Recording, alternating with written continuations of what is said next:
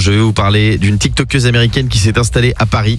Et le problème, c'est que depuis qu'elle est à Paris, on lui a volé son téléphone 5 fois en 2 ans. Ah bah ça va. Elle a été victime des pickpockets. Et Oh là là, l'enfer. Elle a donné 3 astuces du coup cette TikTokeuse pour ne plus être victime de pickpockets. Numéro 3, ne pas ranger son smartphone dans sa poche. Les poches ne servent plus à rien si ce n'est à ranger ses mouchoirs. Pour rappel en anglais, la traduction littérale de pickpocket serait attrape-poche. Ah oui, donc pas mal, pas ça. mettre dans la poche.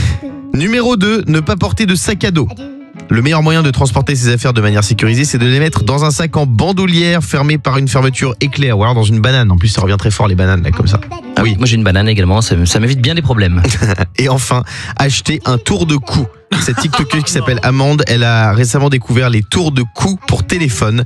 Mais attention, il faut pas acheter ceux en tissu parce qu'ils sont faciles à couper ou à arracher. C'est ce que les voleurs font.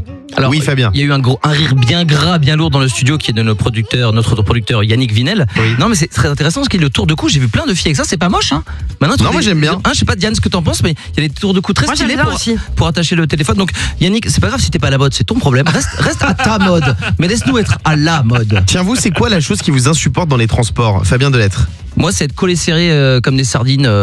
J'ai l'impression que tout le monde me plotte, j'ai l'impression d'être un melon, tu sais, au marché. Est-ce qu'il est bon, est-ce qu'il est mûr, est-ce qu'il est pas mûr? Arrêtez de me toucher, mince. Diane. Ah, moi, c'est l'odeur. L'odeur. Quand t'arrives dans un bus à 7h et que ça sent déjà la transpiration, en fait, j'ai envie de mourir et je me demande à quel moment, à quel stade on m'en voudra si je mets un coup de déo à quelqu'un rapide. Ah, je peux pas. On est avec Aurélie aussi au 3916. Salut Aurélie. Salut toute l'équipe. Coucou Aurélie. Aurélie, toi, la chose qui t'insupporte dans les transports, qu'est-ce que c'est? Alors, les gens qui partagent leur communication ou leur musique en mettant un haut-parleur. Ah ouais. Bah, c'est sympa, ça met l'ambiance. Attends. Quoi? Ah, dis pas non. de bêtises. Pourquoi? Non. Pourquoi qui dit Non, l'autre?